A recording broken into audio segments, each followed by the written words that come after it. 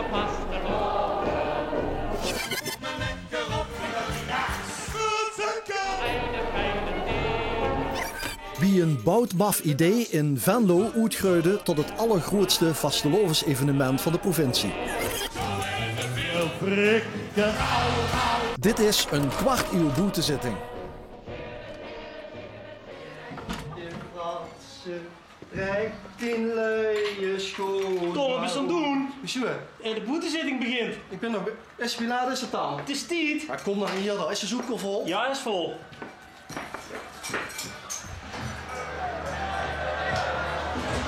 Goedemorgen, Venlo! Ik heb dus eigenlijk die openingen terug zitten kijken en de rode draad is eigenlijk dat het zich of te laat is of zich verslupt. Ik denk dat dat toch de rode draad is. Tom, bist je wakker? Je gaat vandaag beginnen. Heb je toch niet verslapen, hè? Het is tijd voor de boetezitting. Hij is in de microfoon. Hoe laat is het? Ik heb eigenlijk wel lekker geslapen in het tentje, moet ik eerlijk zeggen. Ik ben op zoek naar 5000 vastelovensvierders, maar ik heb niks anders dan een hoop puin, zand en een lelijke holtere schutting. Het lijkt wel de Berlijnse moor. Even kijken hoe we dat gaan doen. Oh, een ladder. Wat we willen creëren wordt ook een beetje het effect van, wat ik zeg, die gekkigheid. Zoveel mensen staan om 11 uur in die koe. Goedemorgen, Venlo! En een opening wordt bijvoorbeeld dat voor die hele koe lieten slopen. En toen zei hij tegen ze allemaal, jongens, en dat hadden we dan wel gerepeteerd en dat lukte. Iedereen, jongens, stil zien slopen en dan doen we dat de opening. En dan springt je allemaal wakker, dan heb je al de hele nacht liggen slopen. En nou ja, dan kreeg ze wel zo gek met. En dan kreeg ze weer het effect dat ze dan zoiets start. En dan laat zien iedereen wakker weer en dan springt iedereen op. Ja, dat geeft weer zo'n kippenvelmomentje. En dan denk ze, oh, nou wie willen zien, nou wie willen storen. Het is niet te geloven. Zeg, zullen we niet eens beginnen met de vastelovend? Hé, we eens wakker. Goedemorgen, Limburg! Vrouwen die op een gegeven moment voor de promo in een badkoep gezet met allemaal polsbandjes, dat was een leuk idee. Nou ja, dan denk ze een beetje van, wat gaan we weer doen bij de opening? En toen hadden we eigenlijk bedacht van, dan gaan we dich in een bad zitten. Dan zetten we Tom in een bad en dan doen we zo'n naaktpak en dingen. De grap wordt dat zowel met een presentator werken, moesten eigenlijk alles met kunnen doen. Een kijkmachine is zo van, wat heeft u van hoe weer bedacht? Maar uiteindelijk ging ze gewoon in een badkoep liggen en dan geeft ze er met de zoom en alles over zich heen. En dan kreeg ze weer een vrij hilarische opening. Ik leef! Ik leef! We leven allemaal! Limburg leeft! Yes! Dat vonden we niet vastelovenswerk. Tussen verkleien en verkleien, daar zitten nuanceverschillen tussen. Want, wat waren er mis? Ik vond het niet het juiste vastelovenspleetje voor vanuit Venlo de Limburgse vastelovensvierder aan te spreken. Ja, maar ik had wel een badjas aangedaan. Daar is een badjas aangedaan, ja. Ja, daar heb ze nog een brief over gekregen van Jokussen, maar dat het niet netjes wordt, wie er in beeld wordt met zo'n naaktpak. Dat kan echt niet om 11 uur 's morgens, maar dat hebben we allemaal netjes afgehandeld.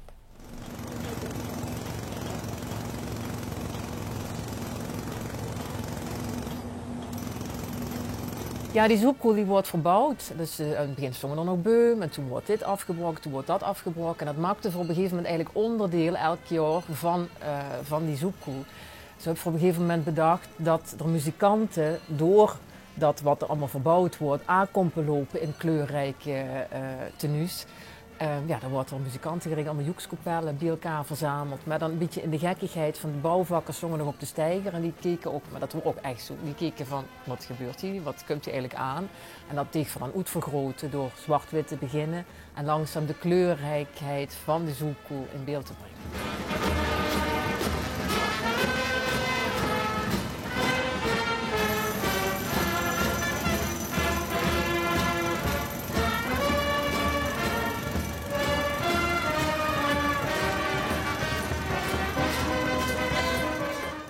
Ja, dat was een aanleiding van de Confetti Bucket Challenge.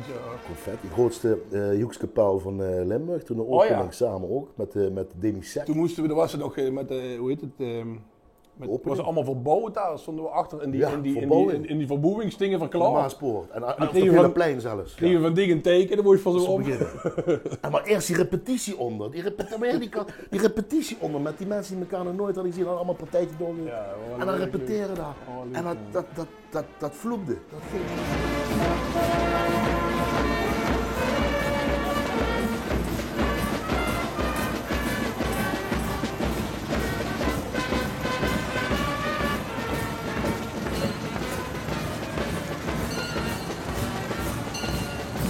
We hebben natuurlijk het LVK gehad, met 2-3. En die hebben we voor de 3e keer gewonnen. En daar wordt minder enthousiast op gereageerd als de eerste 2 keer. En toen hebben we bedacht van jongens, we maken hier eens een lied over, het boelied. Van dat iedere mensen boe beginnen te roepen, boe, boe, boe. Ja, ik weet niet of wij het zelf zo goed konden appreciëren, maar we vonden een beetje een steuntje in de rug. Zo van jongens, alsjeblieft, die carnaval gaan we echt niet op deze manier met elkaar om. Gewoon een beetje respectvol naar elkaar toe.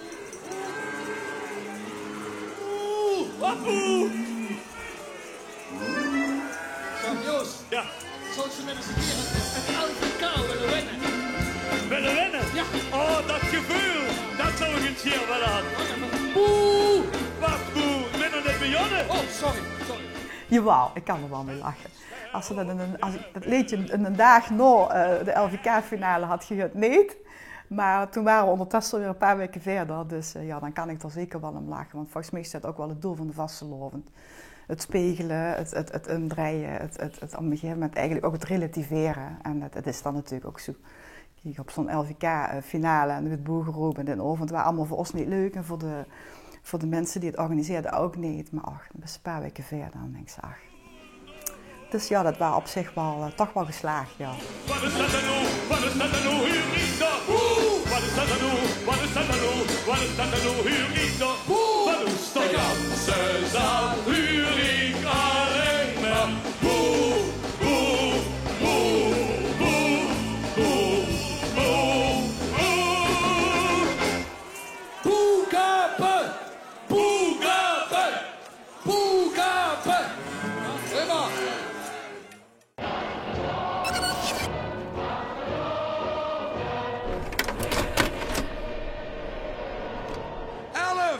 Tien, 9, 8, 7, 6. Jij of mensen, jij, Tom. En dan, ja! En dat was een soort. En dan begon En die zon scheen dan. 3, 2, 1, 0. Vastelovend samen. Singelen. Confetti knallen. Het ging door met Aswoe. Ik kreeg dat nu week weer. Dat was het zeg. Ja, Dat heb je weer geregend, Bart. dat is echt waar, doe het voorzichtig. Maar dan worden we ook voor het eerst de beurtjes, of niet? En dat is toch ontstaan. Ja, een plaats dat iedereen wilde laten zien, hey, ik ben ja, van... identiteit. Ik ben ook daar. Ik ben ook daar. Heb je wel gelijk. Ja, ik ben daar. Je hebt gelijk. Ik ben wel in Venlo en mijn stad of mijn dorp is ook hier. Dat is ook wel mooi.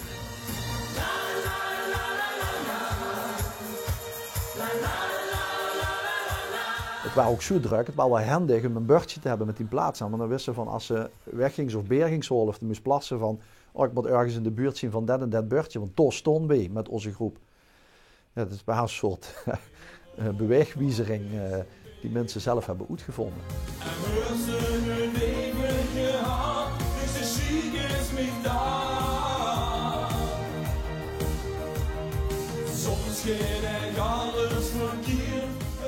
Nou ja, kijk, de sfeer van bordjes, die is altijd heel erg leuk. Maar als de bordjes, want dan vinden ze op een gegeven moment leuk om bordjes, mensen hebben gedronken, voor camera's te houden. Dus dekken ze de hele tijd allerlei camera's af. Ja, en heel leuk, in die koelstund inderdaad doen ze de mensen. Maar op tv zitten nog veel meer mensen te kijken en die wil ze wel een fatsoenlijk pleetje geven. Goedemorgen Venlo! Ik kan nog één ding vertellen, dat toen voor de tv-debuut kregen, heb ik een keer de opdracht gekregen of ik een vlag kost weghalen midden in het publiek. En dat heb ik gedaan door een aanloop te nemen vanaf dat podium, gewoon het publiek ingesprongen en die tegen degene deed dat hij, dan kan ze hem na de uitzending weer, kan ze hem weer terugkrijgen. Ja, dat wordt natuurlijk steeds gekker. Het leuke is nog dingen waar mensen dingen opschrijven. Papa, mam, ik ben er nog. Of ik ben het later. En zo gaat. Mensen worden veel inventiever. Hè? Eerst is het alleen maar de naambordjes. En dan krijg je die tekstjes. En dat steeds in beeld hoort. Ja, dat is wel heel leuk om die ontwikkeling te zien. Daarom is het verbieden van bordjes bij zo'n boetezitting ook eigenlijk niet leuk, want het heeft er ook een hele warme, leuke manier van communiceren. Ja, maar de mensen leren snel. Hè, bij de mensen, gaten. Hè? Ja, leren heel snel. Die hebben meteen de gaten van, oh, dit kan ik eens doen, oh, dan doe ik dat volgend jaar ook. En dan meteen een vlaggenpol met en dan kunnen ze er eentje uitrekken en dan gooien ze hem eens voor de crane. Nou, mensen zijn heel inventief hier.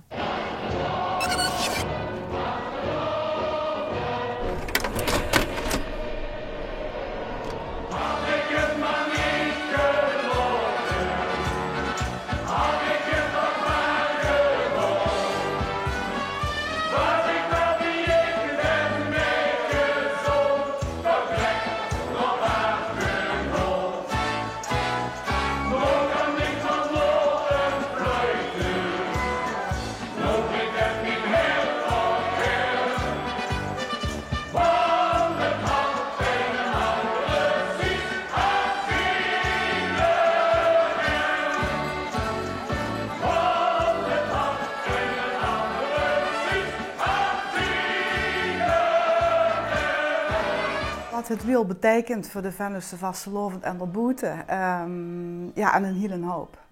Wiel was natuurlijk een fantastische zanger, samen met Hij Kronvoets. En bracht de liedjes ook in Venlo, maar ook wie ter boete. En dat heeft er ook voor gezorgd dat het Venlose leed wie ter boete aan bereik wordt. Dus ja, in dat opzicht heel erg veel, ja. Maar zo'n wielvestjes, dat heeft ook gewoon klassieke krakers. En mensen huren die nummers zien jaren oud en dat werd nog steeds metgezongen. Dat maakt het gewoon heel bijzonder om te zien. Dat ze denken, wow, de jong mensen, iedereen zingt dit gewoon nog met. Plotseling was ze er niet meer, is ze vertrokken zonder ons te waarschuwen van tevoren naar een ander vastelovensriek. En El zal El niet zien als we natuurlijk een eerbetoon geven aan de man die hij 10 keer op de bühne heeft gestaan. Dus geniet mij. Het duidt nog een keer met ons mee hier in de zoepkoel. De wielvestjes met niet.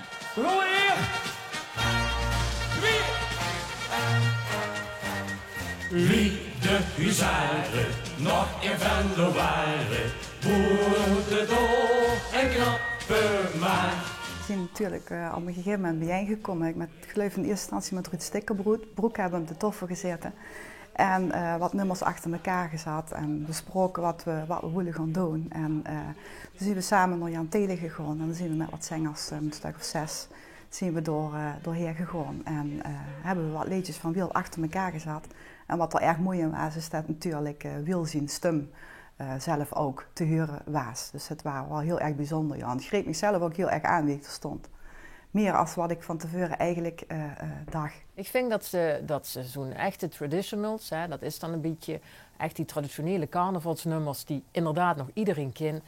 Als er iemand overleden is, dan moest ze dat gewoon, dan moest ze dat toch wel echt even in de aandacht brengen. Om te laten zien wat dat voor geweldige nummers worden. Waar gaan we heen? Zeg, zien we al zo ween? Of komen we al te ver? Waar gaan we heen? Waar gaan we heen?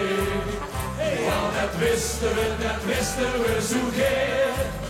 Ja goed, Wiel is al in mijn leven vanaf dat ik een jaar of 17 ben, wie ik met de Venlose Revue begon, mijn allereerste rol. En die heeft zich eigenlijk vanaf het begin als een soort pap over mij ontfermd. En dat is altijd zo gebleven. Dus alle moeilijke en fijne en prachtige momenten in mijn leven was Wiel er. Wie de kinderen geboren worden, iedere verjaardag sloeg eigenlijk geen verjaardag over van mijn kinderen, van de partner. En ja, uiteindelijk weer dus wegviel. En dan ook nog net op een moment, net voor de vastelovend, ja, dat hakt er wel in.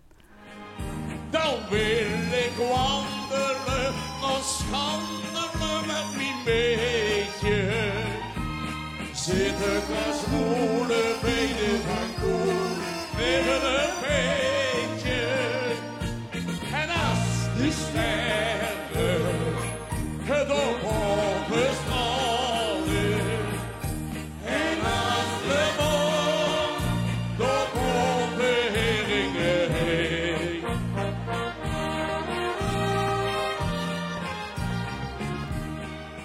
Artiest waren, een artiest en een artiest. En hij wilde altijd alles goed doen. Hij was echt een ontzettende perfectionist.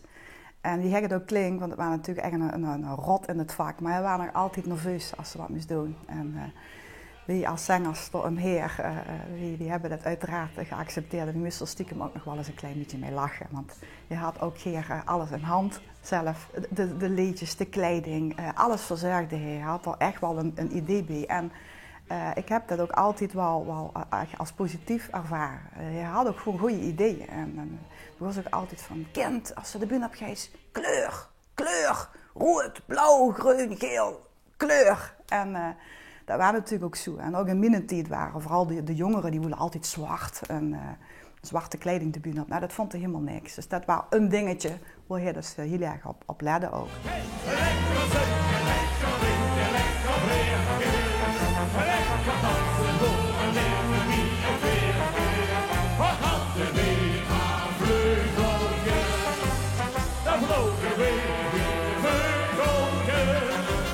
Ja goed, Frans Boermans had natuurlijk fantastische teksten. En Wiel wist die subliem te vertolken. Dus alles wat Frans schreef, dat vulde Wiel. En dat bracht ook zo even aan. Ik denk dat dat ook een hele erg grote kracht was van hem. Die samenwerking tussen Frans en Wiel en hij, die waren gewoon fantastisch. En dat heeft er denk ik ook toegezet dat anderen in Limburg op een gegeven moment probeerden hem ook een hoger niveau te houden wat dat betreft. Ik denk dat het wel voor veel mensen een voorbeeld was. We zien er met alle mensen van L1 en de ganse zoekkool zien we er ontzettend groots op dat we hem hier hebben. Het is zeg maar de Frank Sinatra van Heerlen en hij is hier met zijn opvolger, de kastelein uit Heerlen, Frits Pelt. En ik noem hem, hij is 80 jaar, hij is niets minder dan de Wiel Kniepa. Samen met Frits Pelt. Nou ja, voor mij de meeste indruk heeft Wiel Kniepa wel gemaakt. En ik moet wel zeggen dat als Tom met het idee komt van ja, ik heb nog een oude man van een jaar of 80 en hij gaat het podium op, dat ik dan vaak dacht, en dan moet iemand bij, dan moet hem begeleiden. Dat van hem zei van, oh mijn god, haalt hij dat dan wel? Ja, dan moest er altijd een beetje om lachen, dat zeg ik heel eerlijk. Maar ik moet ook eerlijk zeggen dat dat eigenlijk wel historisch gezien de mooiste fragmenten zijn. Lang daarna was hij nog niet meer natuurlijk, zo'n Wiel Kniepa. En dan blijft hij toch weer. Ja, net op tijd. En dan blijft hij toch weer, ook dat die liedjes, ook die manier waarop. Ja, het klopte op die manier. En Frits ziet dat dan heel goed doet, weet je. Historisch gezien ben je blij dat dat er nog is, want dat kun je nog laten zien. Dus we gaan er nou naar kijken.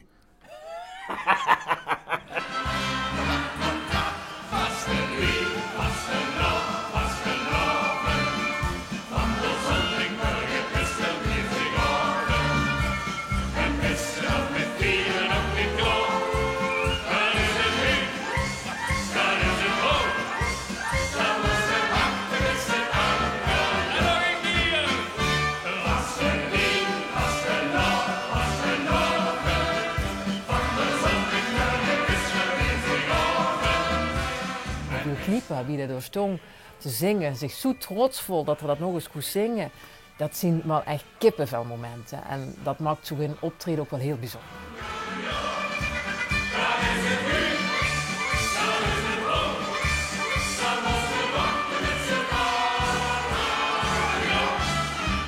Ik begrijp dat er daarna een Heerlen, dat hij terugkwam naar de stad en dat... Op het schild gehezen bijna, zal ik maar zeggen. Euforisch. Euforisch. En dan kom je want dan ben je al bezig. Dan zijn ook mensen, dan begint het hier ook al in het zuiden. En dan zijn, weet ik waar ze heen moeten, kinderoptocht en weet ik wat er allemaal is hier. Dus je gaat de kroeg en dan kom je bij de kroeg van Frits en Pelt. En dan komt Frits en Wiel Kniepa opeens. Inderdaad, komen ze dan binnen en dan wordt er een pilsje gedronken. En een soort van applaus krijg je. Ja. Dat hebben ze goed gedaan. Je hebben ze heel goed op de kaart gezet. Precies, zo gaat. En het weer dan niet is, en doe is met de ziks en schoentjes met.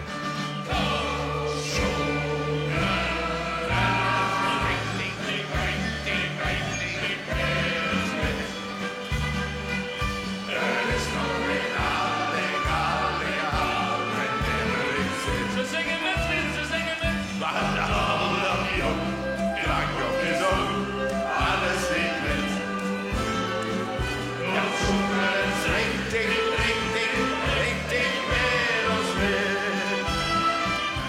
Ja, tuurlijk. Oh, Geneet van plein. Geneet van het leven was fantastisch. Immer. Oh, met hem gespeeld dat. Ja, dat kost er ook goed. Dit kost gewoon met een gitaar een storm van 6000 man. En dan pak je ook die moment en doet dat Je kent ook... Kaldegat. Ja, gaat zeggen. En dan weer gewoon. Dat vindt hij altijd zo leuk. Ja. Geniet van het leven natuurlijk. Geniet van het leven, zolang als de kent. Maak spaas en plezier. Doe les toch in mijn is. Want straks als het te laat is, dan hebst de spieten waan. Geniet het van het leven, zolang als het er nog kan. Ik wil frikadellen. Dat is de beste, vind ik eigenlijk. Ik wil frikadellen. Ja, fantastisch. En dan iedereen op bezoek. Ik wil frikadellen. Ja, dat wil ik ook wel. Ik heb zin in frikadellen. Wat wil je rabbelen nu? Zeg het maar. Ik wil frikadellen. Doe eens me nog meer vertellen. Eén met de mosterd en een speciaal. Al kost het niet de laatste cent, dat is met jou egal. Ik wil frikadellen. Dan pas kon ik genoeg. Want het is toch zo gezellig met een lekkere frikadel op de voet. Hey, nog, dank je.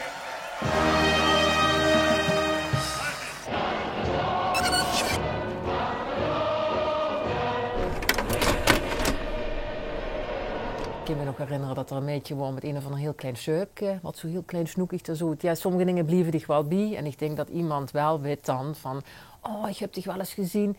Meer dingen beklijven dan ver ons kunnen realiseren. Dat denk ik absoluut. Ja, het belhamerschupje. Het belhamerschupje, dat was zo snoekig, ja. Maar dat is wat ik bedoel, jong en oud kunt op de boetezitting. En we gaan kijken en luisteren naar het belhamerschupje, een tophit uit Belveld. En het is dus nog nooit gelukt en we hebben het nog nooit gepresteerd. Een meisje, een zangeres van 9 jaar, in de gewone boetezitting in de zoekkoel te hebben. Mijn mama had een peksje gemaakt en die had zo'n uurtjes erop genaaid. En dan sprong ik en dan ging dat allemaal mee. Ik was geschminkt. Ja, kinderstumke.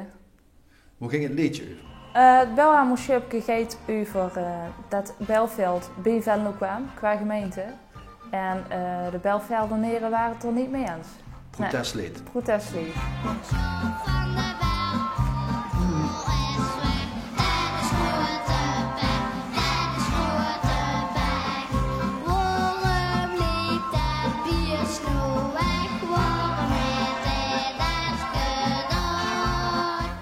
Wat kunt je zich herinneren van de dag?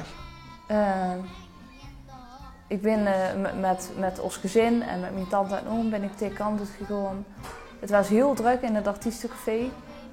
En allemaal grote namen. Beppie Kraf was er, Frans Pollux was er, Big Benny. En daar steeds ik als meisje even tussen. Ja. Maar ja, wou het gewoon zien als een optreden. Niet het besef, gewoon lekker genieten. Laura Hendricks, 9 jaar uit Belveld. Mama had van tevoren gezegd, geef Tom maar een onderscheiding. Niet in de veronderstelling dat hij midden in het publiek stond, tussen al die mensen. Ja, en als klein meisje heeft ze geen tijdbesef. Dan denk ze gewoon, nou mama heeft het gezegd, dat gewoon doen. En ja, dat heeft wel het programma in de soep laten lopen, ja. Ja, hoorden we later. Ja? Ja. En nu? Ik wilde mijn eigen onderscheiding geven. Oh. Wie smelt er nog niet? Omdat ze zoveel voor mij heeft gedaan. God. Ik heb het heel keer gedaan. En dat hebben ze ook te danken aan al die andere mensen in de Zoekkoel. En alle mensen van L1 en de Maaspoort. En de Beerbrouwerie en Neer. Daarna hebben ze nog drukker in de zoekkoel gestaan. Ja. Wat hebben ze nog meer gedaan? Ik heb 1 jaar Venlo Stadje met dich gezongen. En het andere jaar heb ik wel bij de Joekskapel gezongen. Bij Venlo Stadje ook waarom ik geen zanger ben. Nee, maar toen ik het zelf terug hoorde, toen dacht ik ook... Ik zing ook niet al te goed. Maar ik weet nog Maar op dat beter als moment... ik. Zeker? Ja. Ja, ik was mezelf niet leren. Venlo, stadje van en plezier. Dit kan ik toch nooit vergeten. Binnen de vreemde denk ik altijd weer. Geen stad kan met Venlo mee. Ja, het is wel gewoon heel leuk dat kinderen ook die kans krijgen door voor een groot publiek 5.000, 6.000 man te staan. ervaren wie leuk dat is. Om daar met iedereen... Ik vind het een goede leerschool en goed om mee te maken voor jongeren. En ik denk dat er geen enkel ander podium is wat zo'n diversiteit heeft dan dat bij de boetezitting is. Snoekig. Ja, heel snoekig. Dat is een verdialect.